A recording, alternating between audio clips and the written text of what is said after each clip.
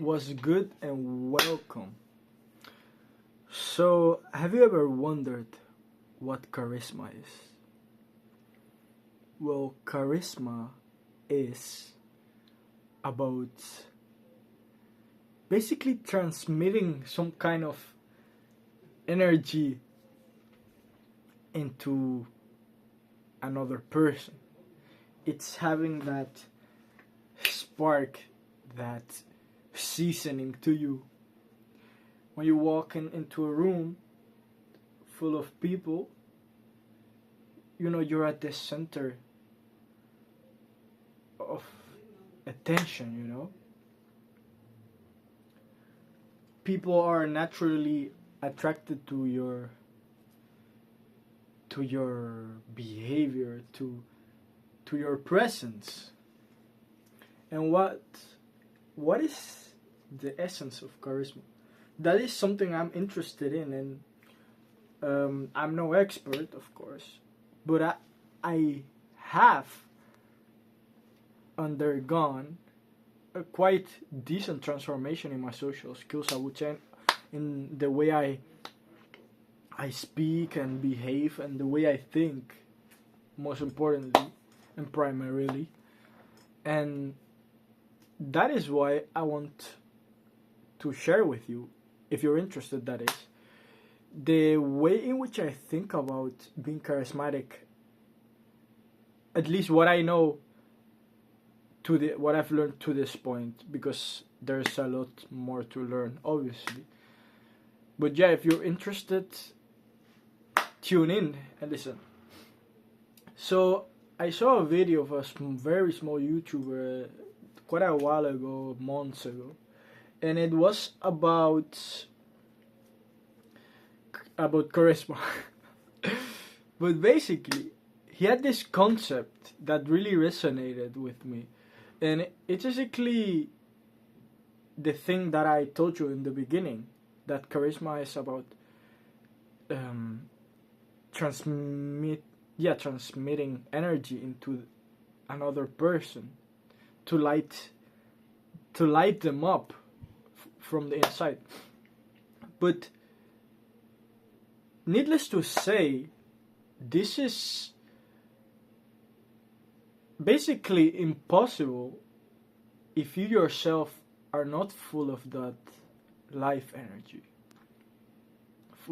If you're not cheerful inside, if you're not feeling content and completely fulfilled within yourself, if you're constantly distracted by other things, if you're constantly in your mind when you're around people, or you're not paying attention and you're not present as to how the other people and aware of as to how the other people are feeling within that particular environment. And if you're not aware of things, and you're not aware of the atmosphere and the specific mood within the social setting that you're in, it's gonna be pretty damn difficult for you to be perceived as charismatic by other people, because imagine you're with someone, and that person, and you're feeling alright, but that person is all gloomy, and that person is pessimistic about something, and basically they're turning the atmosphere into a gloomy and bleak, a gloomy and bleak atmosphere. Well, then you yourself will start feeling some type of way, probably in a gloomy fashion. If that person is transmitting that kind of energy to you, you'll start feeling less energetic, less happy, less optimistic, less you won't look at things as brightly as you were doing before. So when someone's perceived as charismatic, it's the opposite, right? someone that really cheers you up, someone that has this energy to them, someone that inspires you to let loose and just enjoy and have a good time, you know. Someone that's lighthearted, someone that lifts your mood up, essentially. Someone really that transmits some kind of energy to you. It's like you feel it when you're around the person.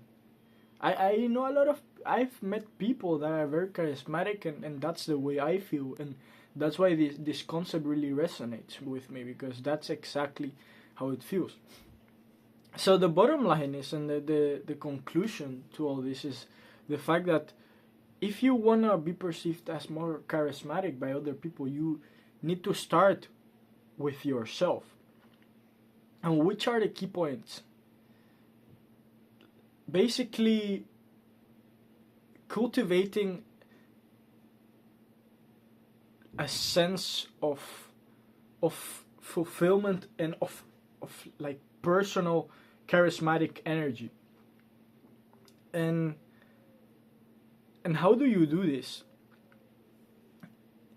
You do this by doing the right things that make your soul bright and that don't, corrupt your soul.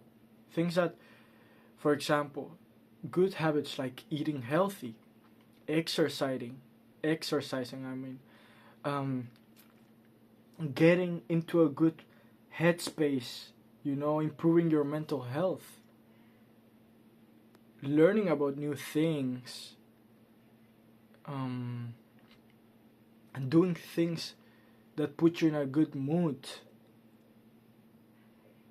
and especially doing things that make you feel healthy and strong and motivated, avoiding things that sap your motivation, like drinking alcohol or doing drugs, smoking weed, masturbating, avoiding all things that really corrupt the soul in some sense. You wanna really clean your mind. It's almost like you're trying to be as pure as a child. A child, when we are around children, it's always like chaotic and a bit, it's like energetic and it's fun, and you're playful and stuff like that. It's because these children have, well, for the most part, I would assume children don't do things that corrupt their soul in the way that I've been explaining. And that's why children, it's like they transmit this energy of the right off the bat. When you're with a child, not all children are the same, but a lot of children are like energetic and fun, and they joke around, and it's like the same thing. But in this case, you probably are a young adult, just like me. I'm 21 years old, and you're basically, you need to reclaim that pureness. You need to reclaim that pure, bright energy, and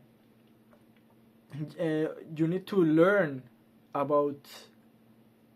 Well, there's more aspects than you might think, because how do you make that energy pure? How do you transmit?